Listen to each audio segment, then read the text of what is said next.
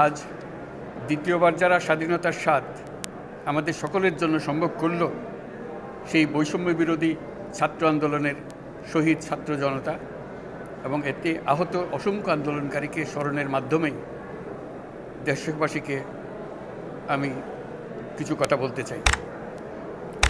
তাদের দুঃসাহসিক আত্মত্যাগ, সাহস ও সারা দেশকে ঐক্যবদ্ধ করার বিনিময়ে ছাড়া এই স্বাধীনতা অর্জন কখনোই সম্ভব হতো না। সেই সঙ্গে তাদের সেই মুক্তির আকুতিগুলো উপলব্ধি করে সেনা, নৌ এবং বিমান বাহিনীর যে অকুতোভয় সদস্যরা দেশের মানুষের পাশে এসে দাঁড়িয়ে এই বিজয়কে ত্বরান্বিত করেছেন, তাদের প্রতিও জানাই জাতির পরম কৃতজ্ঞতা ও অভিনন্দন। ছাত্র জনতার অভ্যুত্থানে আমাদের দ্বিতীয় স্বাধীনতা অর্জন উৎসবের মুহূর্তে এই স্বাধীনতাকে নস্যাৎ করার জন্য ষড়যন্ত্রকারীরা দেশে একটা অরাজকতার ও ভীতির পরিবেশ সৃষ্টি করেছে। অরাজকতা আমাদের শত্রু, একে দ্রুত পরাজিত করতে হবে। এই মুহূর্তে সরকারের প্রথম কর্তব্য হিসেবে আমরা এই ষড়যন্ত্রকারীদের কঠিন হাতে দমন করব। স্বাধীনতার মুক্ত বাতাস যেন প্রত্যেকে বুক ভরে নিতে পারে, এই নিশ্চয়তা দানেই আমাদের সরকারের প্রথম পরিস্থিতি। এই ব্যাপারে দেশবাসীর সহযোগিতা কামনা করছি। দ্বিতীয় স্বাধীনতার এই মিলন মেলা থেকে বাদ যাবে না যারা আমাদের শান্তি শৃঙ্খলা রক্ষাকারী প্রতিষ্ঠানগুলো, নৌ, সেনা, বিমান বাহিনী, বর্ডার গার্ড, পুলিশ, আনসার, গ্রাম প্রতিরক্ষা, কোস্টগার্ড, কেউ বাদ যাবে না। অন্য সবার মতো তাদের প্রত্যেক সদস্য আজ উপরওয়ালার আইন বহির্ভূত জবরদস্তিমূলক হুকুম থেকে মুক্ত। কারোর জন্য এটা বিন্দুমাত্র ব্যাহত হলে আমাদের আজকের উৎসব ম্লান হয়ে যাবে। প্রচণ্ড নিষ্ঠুর পতিত স্বৈরাচারী সরকার এসব প্রতিষ্ঠানকে দিয়ে ক্ষমতা কুক্ষিগত করে রেখেছিল। আমরা তার এই প্রচেষ্টা ব্যর্থ করে প্রতিষ্ঠানগুলোর হারানো গৌরব ফিরিয়ে আনব। এই ঘৃণ্য চেষ্টায় ব্যবহৃত হয়ে যারা অপরাধ সংগঠিত করেছে তাদেরকে আইনানুগ বিচারের মাধ্যমে শীঘ্রই উপযুক্ত শাস্তি দেওয়া হবে।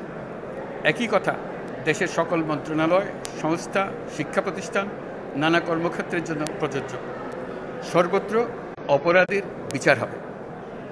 আজ প্রত্যেকটি প্রতিষ্ঠান ও তার সদস্যরা নিজ নিজ কর্তব্য পালন করার মাধ্যমে দ্বিতীয় স্বাধীনতাকে উপভোগ করবেন, দেশকে গৌরবের শীর্ষে নিয়ে যাবেন এবং দেশবাসীকে এবং জগৎবাসীকে উপভোগ করার সুযোগ করে দেবেন। আমি জাতির পক্ষ থেকে প্রত্যেকে নির্ভয়ে আনন্দ চিত্তে নিজ নিজ কর্মস্থলে নিজ নিজ সামর্থ্য নিয়ে এগিয়ে আসতে অনুরোধ করছি।